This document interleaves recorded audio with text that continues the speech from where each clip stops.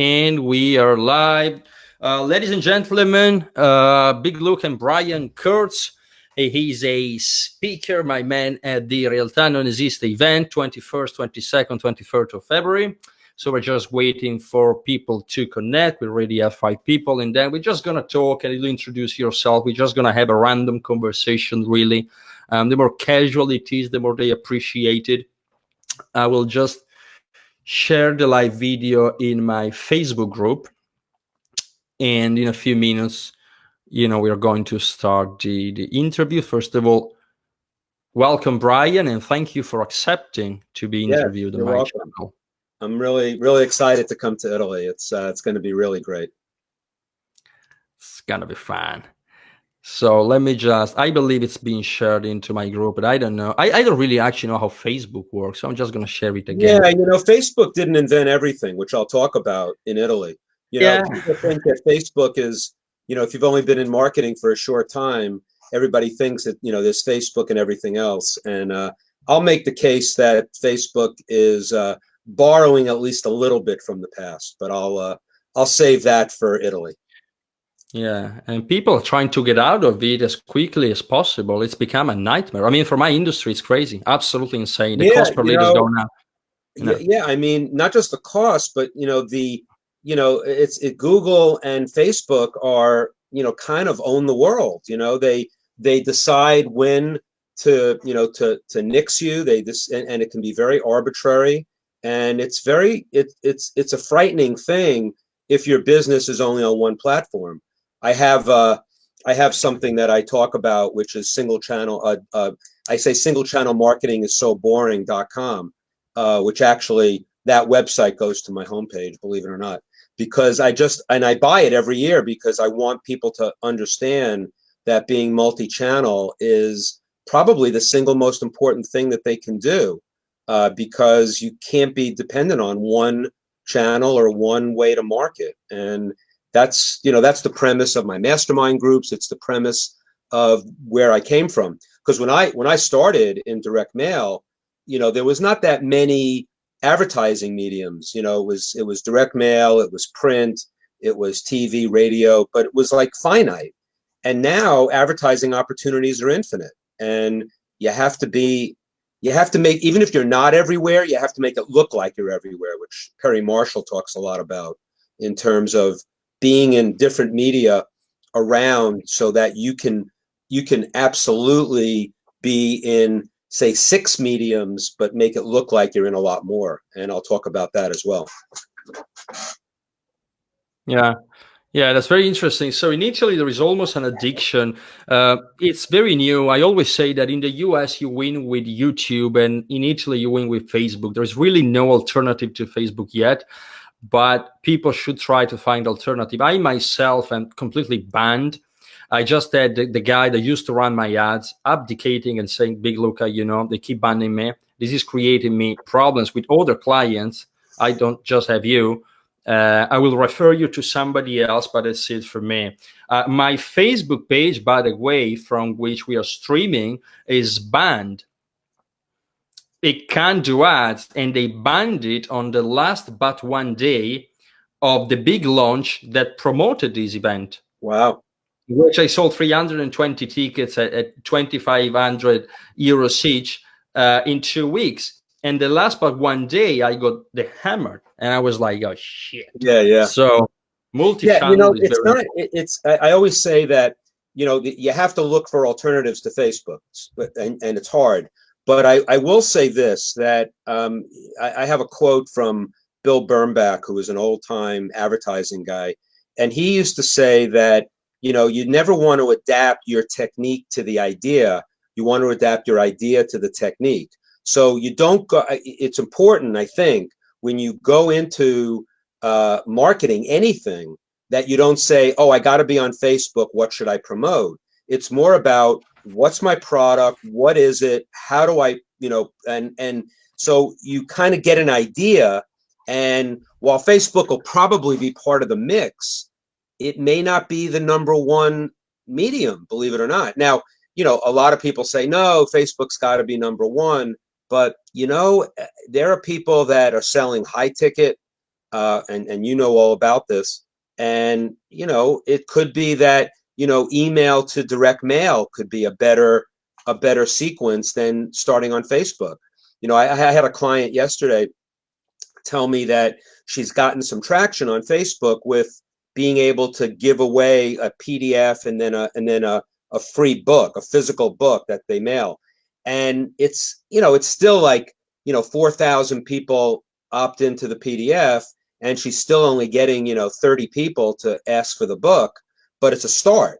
But those are the kind of numbers you're working with, and you have to be prepared for that, because as you said, the costs are going up for Facebook, and you've got to be really prepared to be able to take a look at the lifetime value and be able to take a loss on the upfront marketing to make money in the long run. But my second presentation in Italy is basically about the 5 ways we get paid in this business, and it's not about cash. And so I'll tease it that way, because there are there are at least 5 ways that we get paid, and I have cash as the least important. And that'll be a really interesting piece that I'll do, because I think it's at the crux of this, mental manipulation and how you bring people forward in a funnel that makes sense and that has integrity and all of that. And I'm sure you're going to talk about that as well. So, I'm really excited about, sharing my experiences. I mean, I'm a little older than most of the people there. I think I've been doing this for 40 years, which is both good and bad. I have a lot of, but I'm like Dan Kennedy in that, I'm not a slave to the past, but I really believe that the past dictates the future. And in fact, chapter 2 of my book is all about original source. Like, where did babies come from, which is really, really important. And then not for nostalgia, but for getting to the root of what we're doing today. I mean, when I talk about Facebook didn't invent everything, I'll specifically talk about their lookalike models. And I think I'll get into some detail about, regression models and the things we did in direct mail in the 80s and 90s that were the precursor to what Facebook's doing today. And then chapter 3 of my book is how paying postage made me a better marketer. And that's not to tell everybody to do direct mail, but it is telling everybody that the techniques and the strategies that we used in direct mail had a discipline and a mindset about it that should be used in marketing online today, whether it's Facebook, email, search, whatever. So, I mean, those are some of the things I'm going to talk about. I hope it's of interest to your audience, and it is. And I'm not. But again, I'm not going to be, taking a stroll down memory lane. But it might seem like that sometimes, because again, 40 years in the business, I do have some stuff in the past that's useful. But I want to bring it into the present and what everybody's doing today, and that's going to be really my premise. Marketing isn't everything; it's the only thing, and the 5 ways we get paid are kind of the 2 big presentations I'm going to do in Italy, and I'm really excited about it. Yeah, that's great. I mean, it's so interesting, because a lot of my private consultant clients, I keep telling them, the problem you have on Facebook cannot be solved from Facebook. It's not a Facebook problem. Also, people get very angry about cost per lead, which they really don't get. That leads don't cost $1. If you can get them for $1, get all you can get. But it's not going to last, first of all. And second of all, sooner or later, you're going to have real acquisition cost in order to get quality leads and ultimately quality of customers. And Facebook has created, there is a lot of discussion, in Italy about the KPIs of Facebook: click-through rate, cost per click, and all of that. And usually none of that matter. I mean, the KPIs that we actually look at is 3 or 4: cost of acquisition, how much a customer is valued for you, and how much money you can get for how much money you can spend. At the end of the day, it's all about ROI. And I think I'll go into some discussion about lifetime value and calculations that we did in direct mail, where we would lose. But it was very scientific, though, how much we would lose on the first order and how long you want to wait to make it back. but you've got to be so disciplined. And I'll really drill down on that. If I hopefully that will be of interest in terms of, it also depends on the company. If you don't have, great cash flow, you can't go as deep, but then you have to go for quality, not quantity. And it's just. Please explain that, because it just pisses me off so much. There is people teaching you should lose money on the front end and make it on the back end. That's okay. If you cannot profit on the front end, sometimes you can. You get the cash to sustain the financial exposure, and you have a back end and a team. A lot of people create book funnel and they don't have sales floor. I obtain salespeople, for example. They don't have high ticket back end. And I'm like, what is it that you're doing after they get the book exactly? Right. So, that's what I was talking about with this client yesterday, who's in my mastermind group. And we were talking about, she was getting good leads, and we were trying to decide, there were a lot of more touch points. And by the way, even if you need to make more money on the back end, which you absolutely do, this mental manipulation thing, part of it is you've got to serve people. You've got to be able to, and the thing is, online, once you have a name, it's not, pound the crap out of them, constantly, because that's not the way to do it. I mean, some people will pound differently than other people will pound. And I'll talk a lot about what I call fishing without bait, which is a very interesting concept that I couldn't do in direct mail, but I can do online. And I'll talk about that as well. I'm making notes here because I want to make sure I get these concepts in. So it's going to be, I mean, there's a lot you can do without selling that sells. And that goes back to the 5 ways you get paid. And I'll tease it some more, because I really think that, I'm going to ask your audience, how many people here, are rich? And then I'm going to say how many people want to be rich. I'm going to start the presentation that way. And then I'm going to say, how did you define rich? And I'm sure, it's going to be all about how much money they made. And it's way more than that. I'm not saying you should be a nonprofit. I'm not saying that you should give all your money away. No way. I'm a capitalist. I've made a lot of money, so I'm not the one that'll tell your audience that they shouldn't make as much money as possible. But there are ways to do it that are much more strategic. Look, the subtitle of my book is called Over Deliver, and the subtitle is How to Build a Business for the Long Term, Playing the Long Game in Direct Response Marketing. It's a long subtitle, but what it's saying is that, you always have to have a long, you said it a little while ago, you said, looking at the short term from an acquisition standpoint is absolutely the wrong way to build a business. And I'm going to be very, specific in my presentations about why that's, I mean, everybody would probably know why, some of the reasons why that's dangerous, but it's more than dangerous. It's like, what do you want to do with your life? You want to just make quick hits of money, or do you want to be able to sustain a business? A product is not a business, and a promotion is not a business. And so I'll talk about that as well.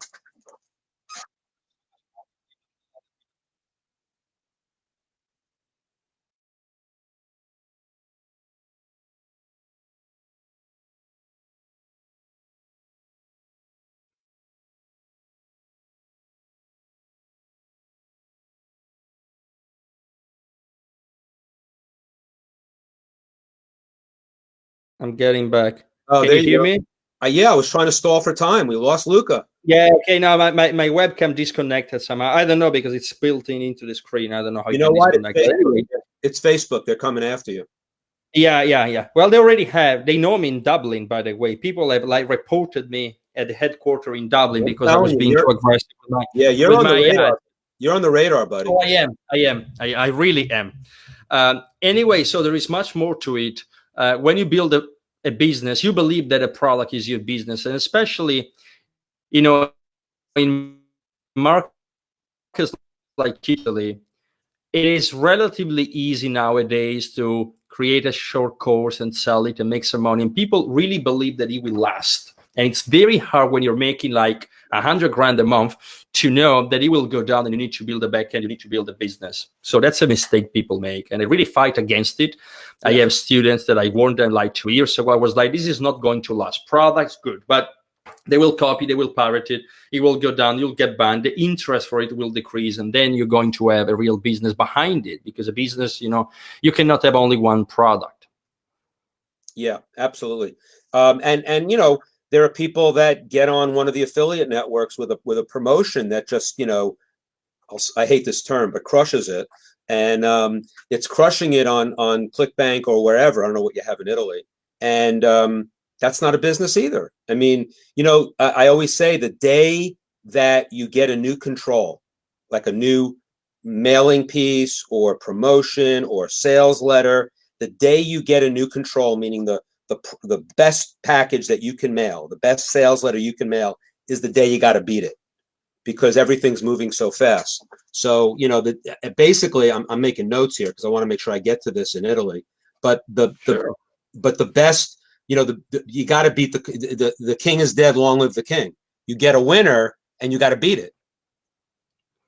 Yeah, or other people will eat your lunch. I mean, other people try to beat you every day. Some people don't get it. They believe that on the internet, everything is just flowers and unicorns, and especially on the internet, it's not. No, it's fast. No, it's very fast. But the other side of that is statistical significance. So what you've got, a lot of online marketers, the mistake that they make is that they call the winner too soon or on not enough data. And that's really dangerous too. And I'll talk about that as well. Yeah, like people start Facebook campaign, and at hour 12, they believe they know which campaign is performing better. Yeah, it's just insane. Like, guys, you know nothing. You know nothing if you don't run your campaigns for like a month. Split testing. Not only timing, but I will lose money. Yes. It's not only the timing, but it's also the amount of orders you get. So when we were doing direct mail extensively, we used to have a rule of thumb on a $30 offer that we had to get at least 100 net orders. So when I was doing my first launch years ago online, and we did a split, and we had, it was about a $300 offer.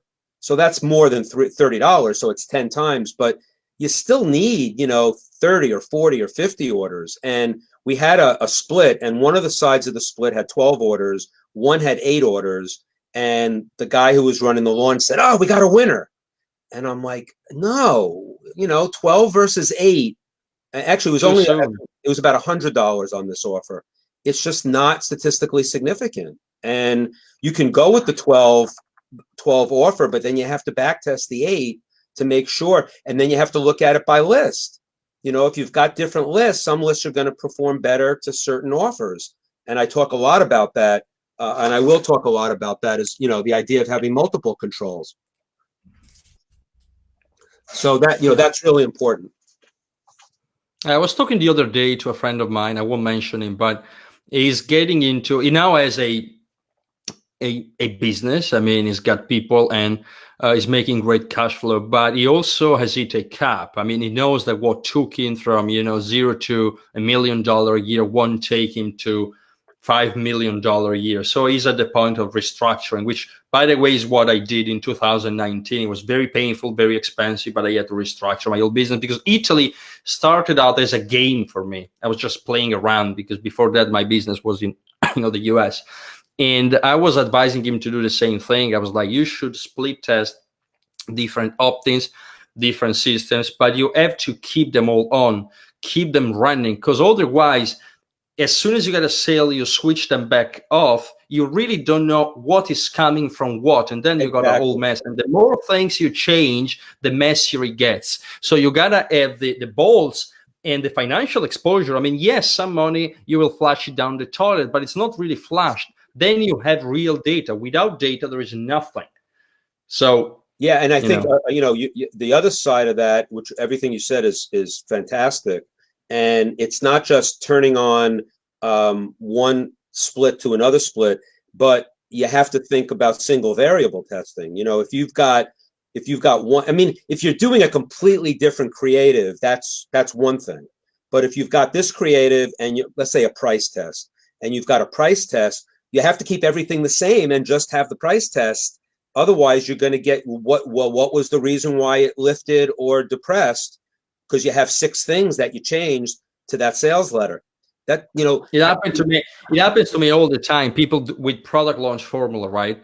Which still works, is fine for some things. People believe that apply to everything. It obviously doesn't. People initially believe that you either do a product launch formula or you do a webinar. They don't know the variation. So you want to talk about that, that's fine. But, yes. They will say, I will tell them, raise your prices. And then they will say, okay, so I will shoot again the 4 videos and then I will raise price. No, because the 4 videos last for 30 minutes. Maybe, actually, surely you say something during those videos that you're not going to repeat in the new videos.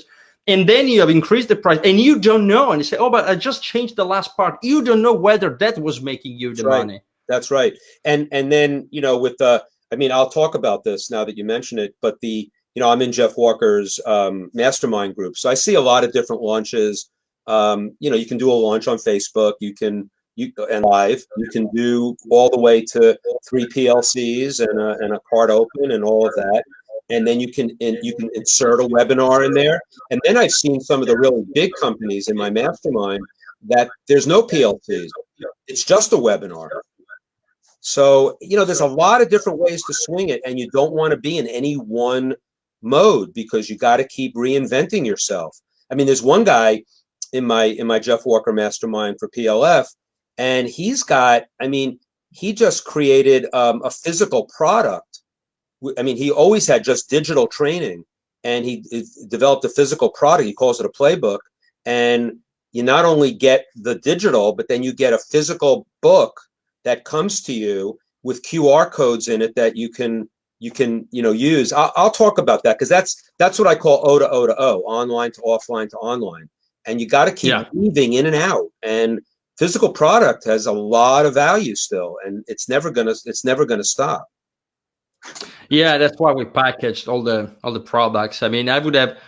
I was having conversation today. If people only knew the cost involved with it and the pain, it's much easier to go all digital, but it's nearly not as effective. Well, you're not going to get the stickiness. You're not going to get. I'm not saying you do all offline, but if you can mix it up a little bit, people who are buying digital courses still have a mailbox.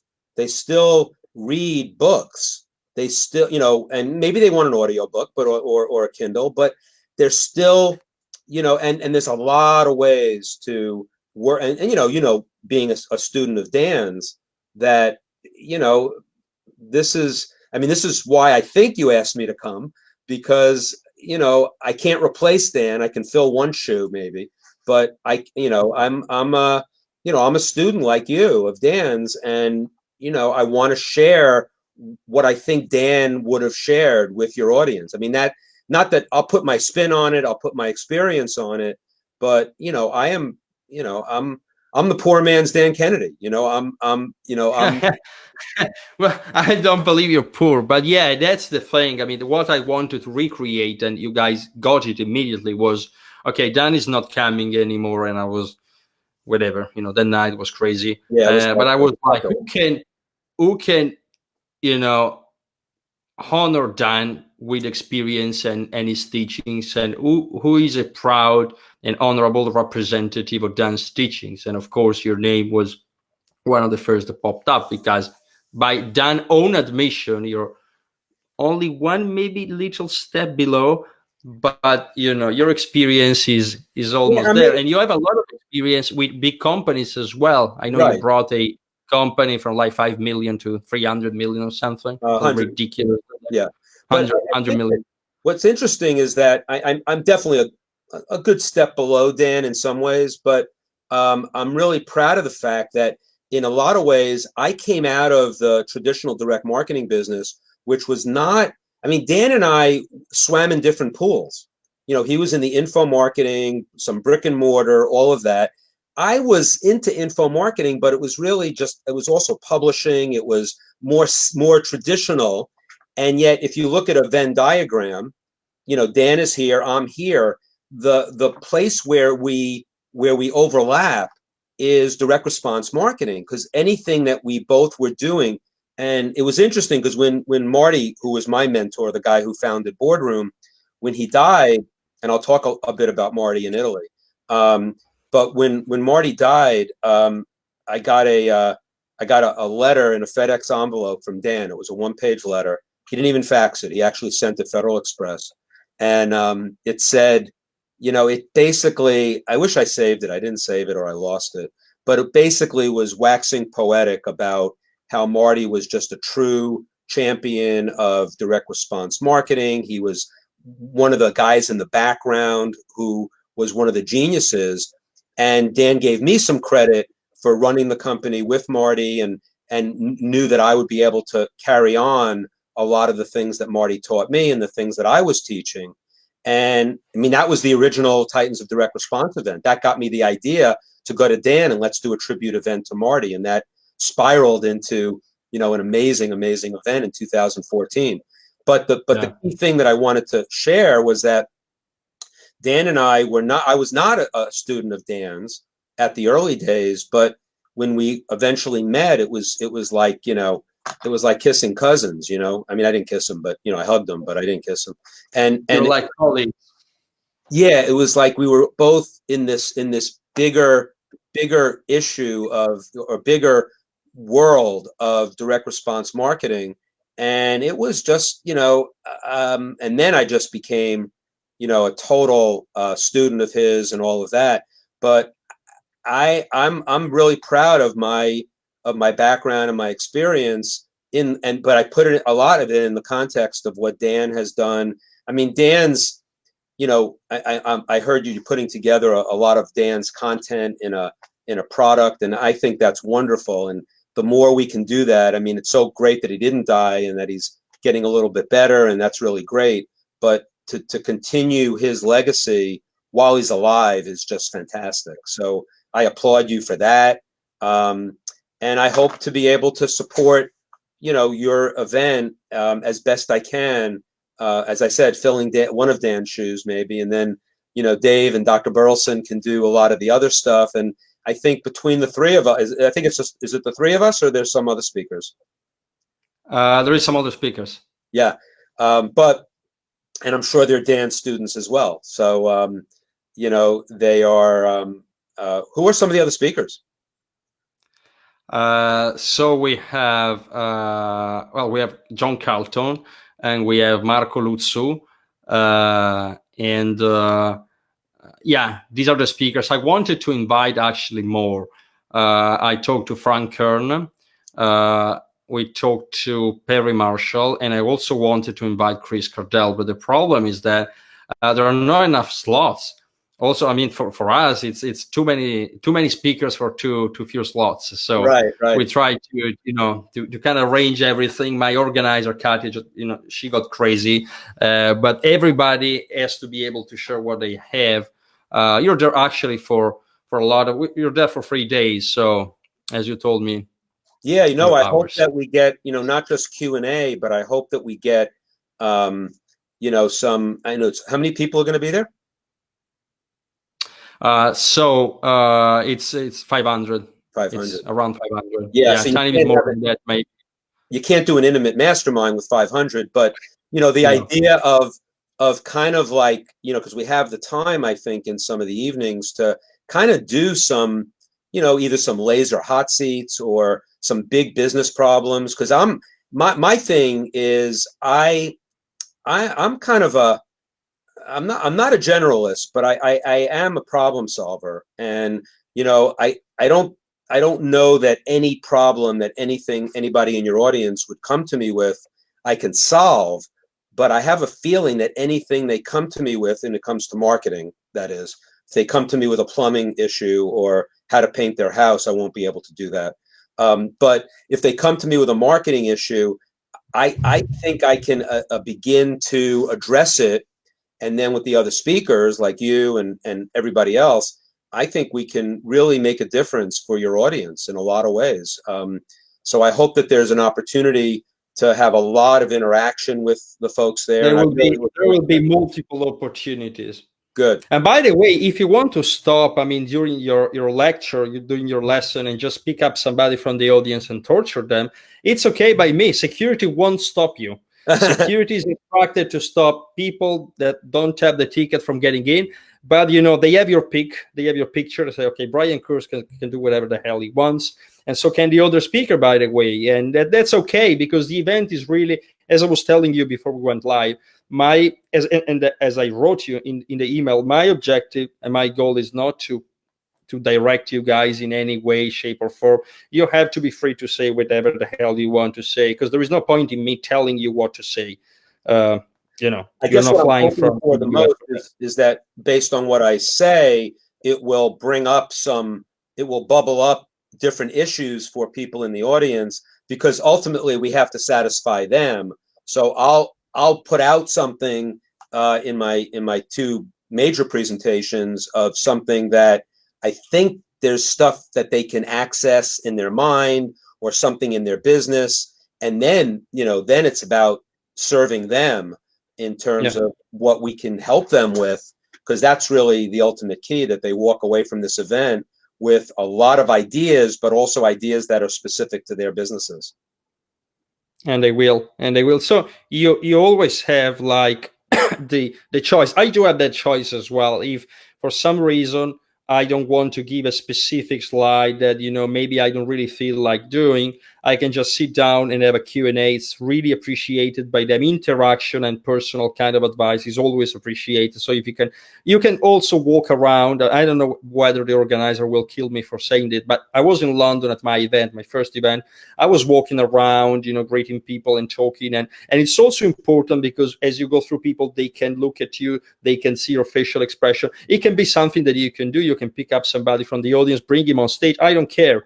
I mean, it's for you to do. So anything you really want to do, just do it. I know you have your presentation, do it. But then you say, okay, I'm done. I still have 20 minutes. Any questions? And they will just line up and ask you questions. That's so, great. that's the way I do.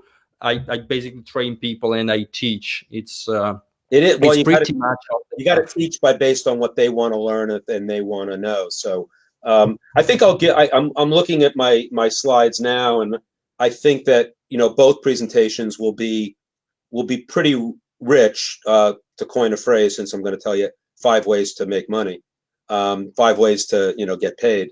So I'm confident that we'll have a lot of entry points for everybody in the audience. At least I hope so. That's my goal. Oh yeah, I mean, I don't doubt it. The problem is, like, we have so many things to say, and we only have 3 days. So I'm finishing creating my slides. It always gives me a hard time. I hate slides. Yeah. The problem is that I was actually forced to do them. I did my first event 2 days alone, without slides, without a schedule, off the cuff for 2 days.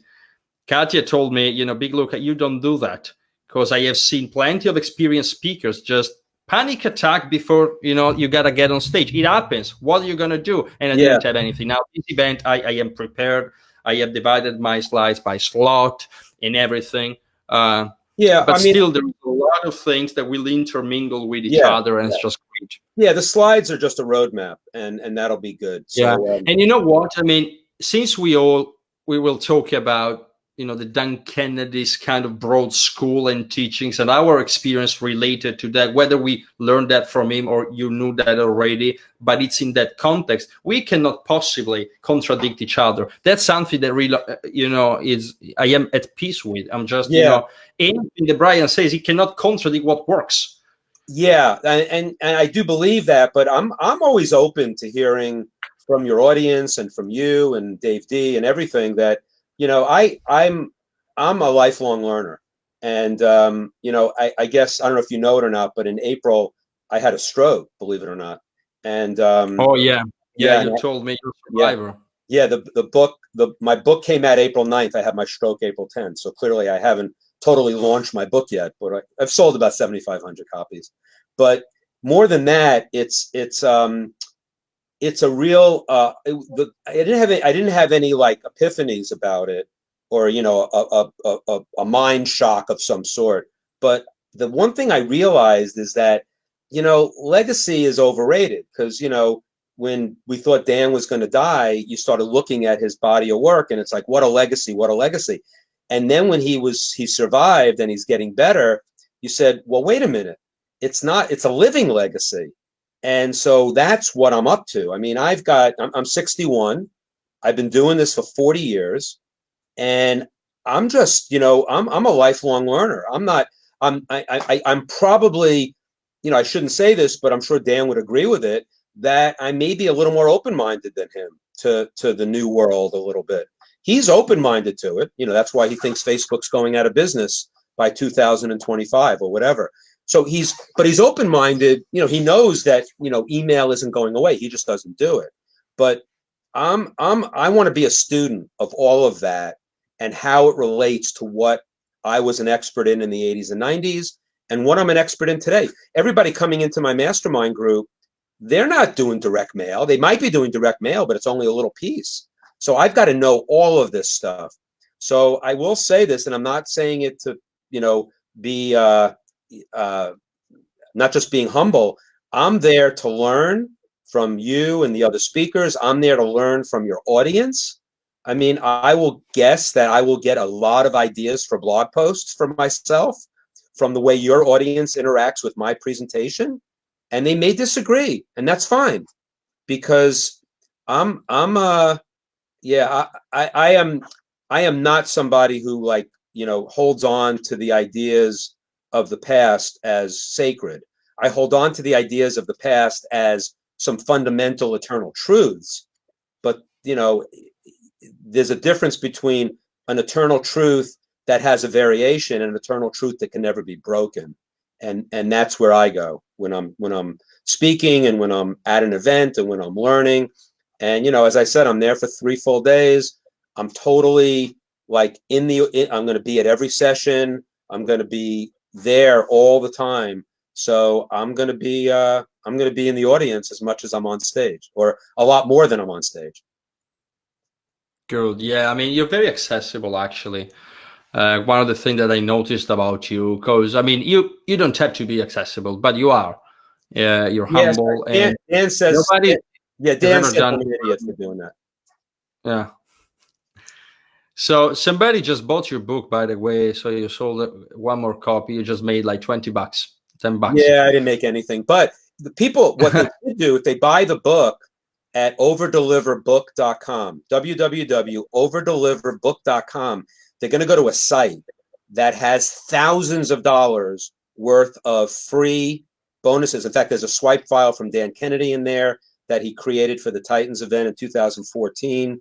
There's 21 keynotes from Jay Abraham. There's stuff from Gary Bensavenga, one of the great living copywriters. Perry Marshall is in there with a video of a full day event we did together. It's 11 incredible bonuses. Some of the stuff you can't even get. There's some Gene Schwartz stuff in there. And so if you go to that site, follow the instructions, you go off and buy the book on Amazon, Barnes & Noble, wherever you want. You come back to the site, you put your name and email in, and you get all these bonuses to download just for buying a $17 book. So it's an amazing, amazing offer. I wasn't going to make it because I didn't know if anybody on this call would even want to buy it. I can translate in Italian, so people can go ahead. Se volete il libro di Brian, si chiama Over Deliver. Se lo prendete dal suo sito, anche da Amazon, poi tornate sul sito e potete scaricare un sacco di bonus di un sacco di persone interessanti come Dan Kennedy, Jay Abraham, Bensavenga, Perry Marshall, eccetera eccetera. Quindi sono tutti dei bonus che potete prendere se prendete il suo libro, che è strepitoso. L'ha scritto un giorno prima, il giorno dopo ha avuto un infarto. Yep. So overdeliverbook.com. Overdeliverbook.com. Overdeliverbook.com. Overdeliverbook.com. Quindi potete andare a prenderlo. So I don't want to steal a lot of your time, and you've been very kind and gracious to come to get interviewed by me, and my audience is very, very excited. Unfortunately, they don't all speak English, so again, the attendance to this interview has been very low. Usually I get like 200, 300, 400 people. Sometimes I get 800, but they happen in weird moments, but they have happened. Yeah. maybe they shouldn't have happened. Whatever, because sometimes you say stupid things when you're live, right? So you gotta watch yourself. Yeah. Anyway, yeah. I mean, yeah, I'm not going to F-bomb, so it's okay. no, you can. By the way, they like it. If you want to F-bomb during the event, that's fine. I will. I certainly will. Okay. So anyway, thank you very much, Brian. See you in Italy for 3 days. Don't forget your notes. I won't. Don't forget your notes. My audience is very excited. I will see you. I am there. I will fly from Milan to Riccione on the 19th. So on the 19th, I am there since from the morning. I'm actually flying with a private jet from Milan to Riccione, which is like 40 minutes flight, just for the sake of it. And I'm starting in Milan. I'm going from Milan to Bologna, and then I'll be in Riccione on the 20th.